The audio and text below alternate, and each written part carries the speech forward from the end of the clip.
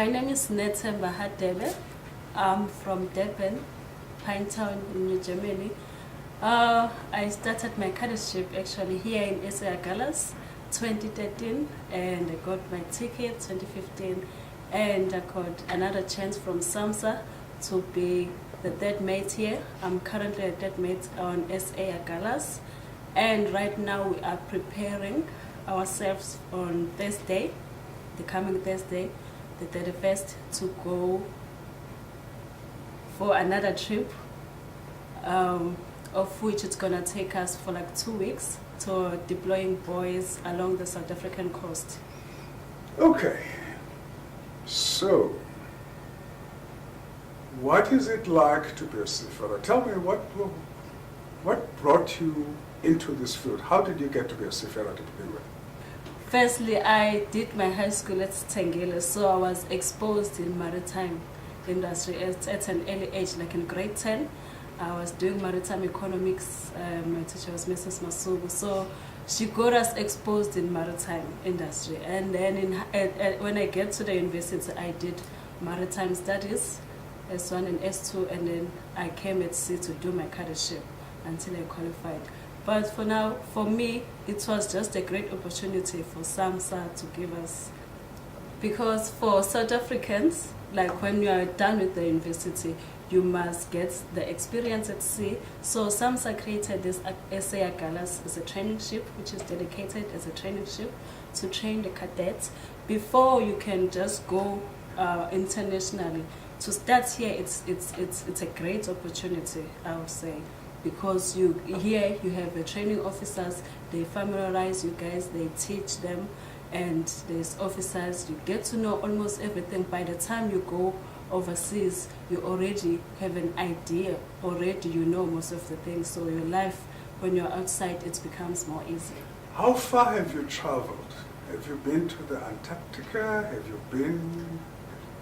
Yes, I've been to the Antarctica 2013 with SA Galas when I was still a cadet. And then I went, after signing off here on SA Galas, I went overseas to do my cadetship there internationally. And yeah, I've been to Spain. We're mostly there in Cadiz, and it was such a nice place. I really enjoyed my cadetship there. Okay, so now how long have you been qualified? I got my tickets. Yeah. There's a third mate, 2015, and ever since then I've been qualified as a third officer. Now, being a seafarer is a career, right? Yes. Do you have any reason to think, maybe I shouldn't have done this? Not really. For me, I would say I really love to ride. I really love maritime studies, and I do love my job, like too much. And for me, not even a single day where I've had doubts that I chose the wrong career. For me, it's been good. I take it that you guys are paid in dollars. Is the salary good?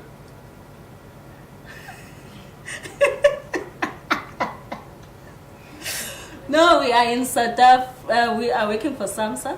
So for me, I'm in South Africa. I got paid in rands. I see. Yes. Just checking. But if you go internationally, yes, you can. You do get your salary. It's in dollars. Then it can be converted, which is actually good. Okay.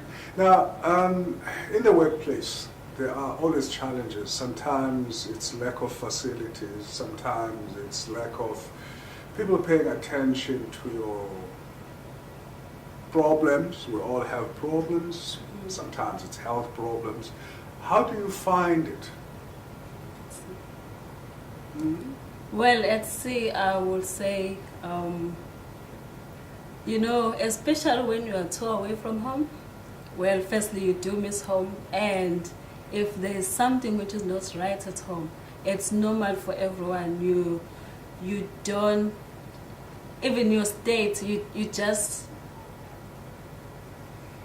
You adjust. Yeah. But have you had any kind of challenges that you think could have been handled better, or are there things that you think could be done better for seafarers like yourself? Well, when I started, I would say it wasn't like this now. I can recommend that the improvement at sea, especially for women, it's big now. Like when you started, there would be, like I remember international, there would be like a woman at sea, you see, those things, they were not familiar with those things, and for them it's such a big deal. I remember even to go on deck and have to chip when you're still a cadet, it was such a big thing as a woman. But now most of the people are familiar with the women at sea. They can see, and we've proven ourselves that we can do what the guys are doing. Yes. So yes.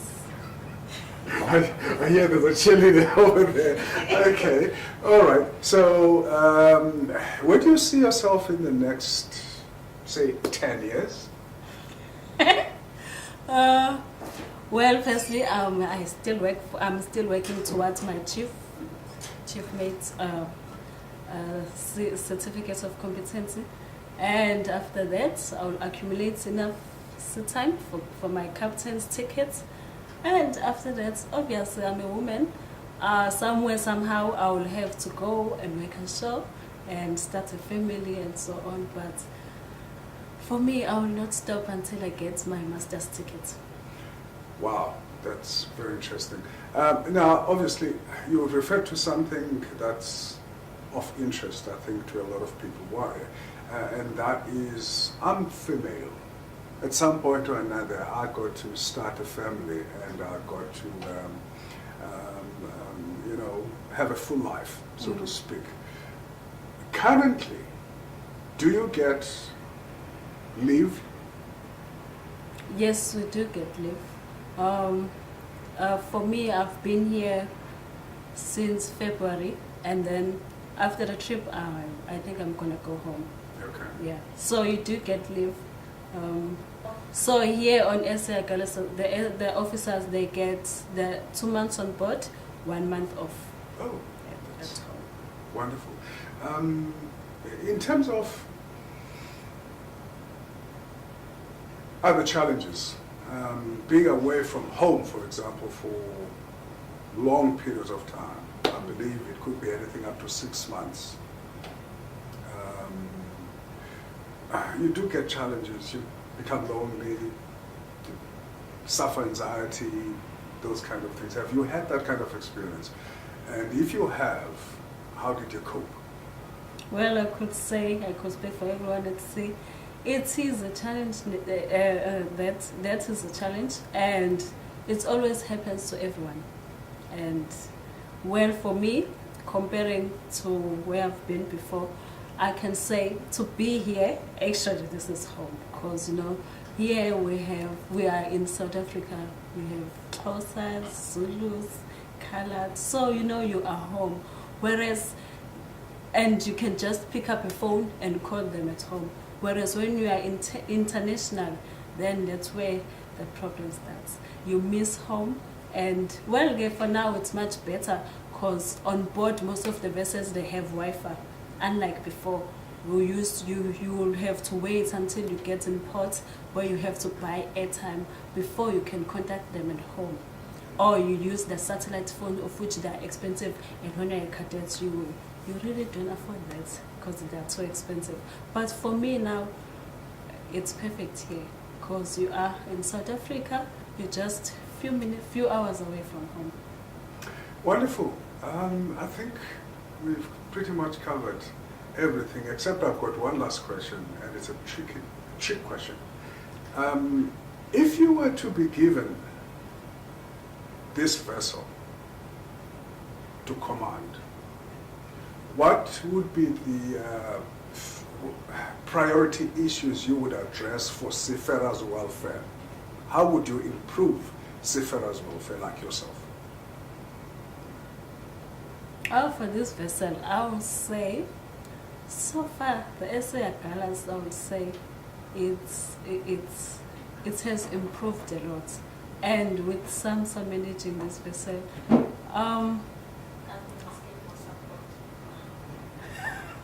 Your funds. Her turn is coming. Don't worry about her. She's going to say it herself. I would say, okay, sorry. I would say SAMSA they are actually supporting us a lot, and the welfare board. So far, I think everyone is comfortable, and the living areas, they are fine and they are comfortable for everyone. And we even have passengers who always get them. They are comfortable, and the trainees as well, the cadets, they are comfortable. So far, I think SAMSA is always improving and picking up. Susie, thank you very much. I appreciate it.